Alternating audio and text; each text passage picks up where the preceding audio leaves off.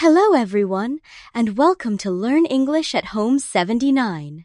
Today, we have a wonderful story that's full of new vocabulary words and important life lessons. Do you ever wonder what happens when someone is treated unfairly? Stay with us and let's find out together. Please share your thoughts or questions in the comments as we go. Thanks for having me. I'm excited to help explain today's story and new words. This episode will really help you practice your English and learn how to use these words in daily life. Let's start. Our story begins with an awful woman who lived with her daughter and stepdaughter Anna in her household. Now, let's explain that word household. A household is all the people who live together in one house. For example, my household includes my parents and my younger brother. Can you think of who is in your household? Great! So, in Anna's household, things weren't very happy. The stepmother possessed strong feelings of hate for Anna. Let's pause to explain possessed. To possess means to have or own something. For example, you possess your favorite book or toy. The stepmother was truly awful to Anna. When we say someone is awful, what do we mean? If something is awful, it's very bad. For example, a rainy day can feel awful if you wanted to play outside. Exactly. Anna had to work hard while her stepsister did nothing. One cold January night, Anna's stepmother remarked, "Your stepsister desires flowers. Go and find some." Let's explain remarked and desires. To remark means to say something. For example, a teacher might remark on your good work. To desire is to want something. For instance, I desire a cup of tea on a cold day.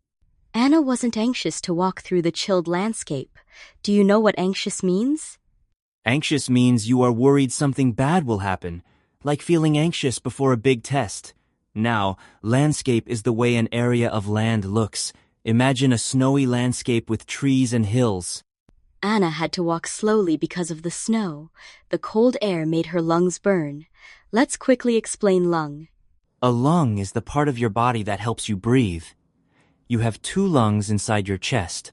Soon, Anna saw a group that consisted of 12 men. Let's pause and explain consist.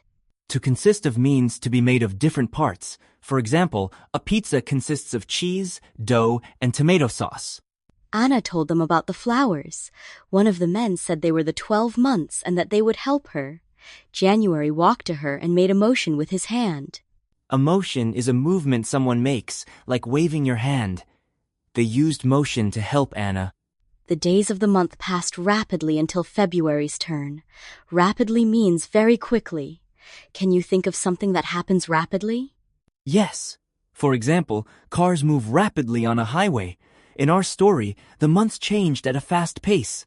Let's talk about pace. Pace is the speed of something. For example, you can walk at a slow pace or run at a fast pace. Then March made the sun shine and flowers grew.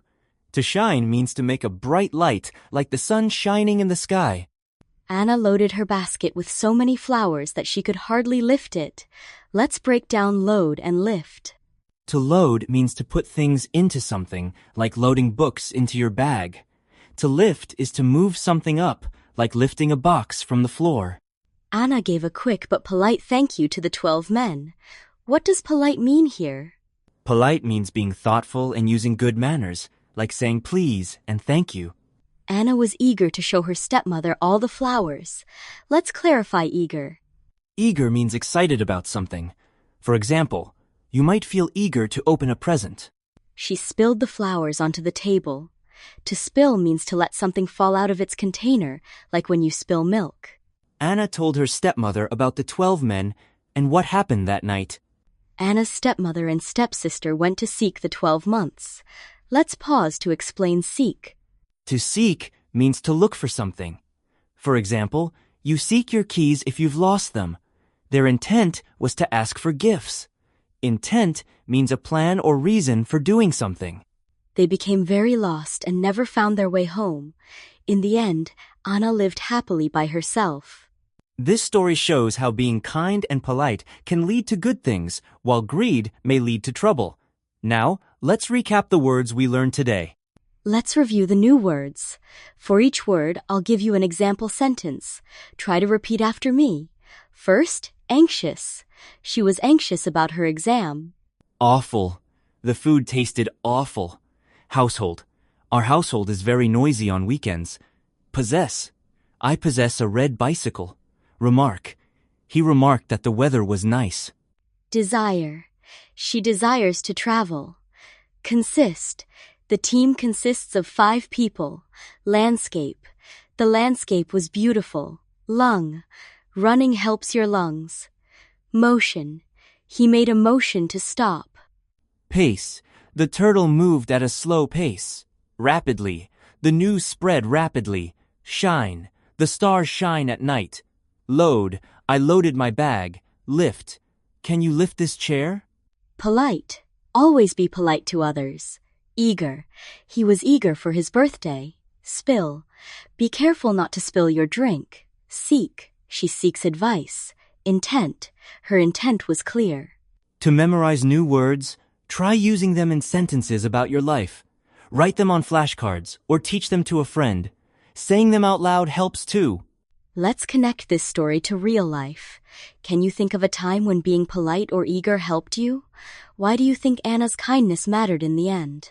That's a great question. In daily life, being polite can make people more willing to help you. Eagerness and kindness often bring positive results, just like in Anna's story. Think about how you treat others in your household or at school. Now, here's a question for you. If you could ask the 12 months for a gift, what would you desire and why? Share your answer with us in the comments. We love hearing your stories. Don't be anxious about making mistakes. Every comment helps you practice English. We'll read some of your answers in our next episode. Thank you for joining us on Learn English at Home 79. Remember, every word you learn helps you grow. Stay eager and keep practicing, even if it feels difficult sometimes. Goodbye, everyone. Remember to be polite and kind, just like Anna. If you practice a little bit of English every day, your vocabulary will grow rapidly. See you next time. Here's a quick tip. Try to use new English words when you talk to friends or family. The more you use them, the easier they will be to remember. You're doing great. Keep it up.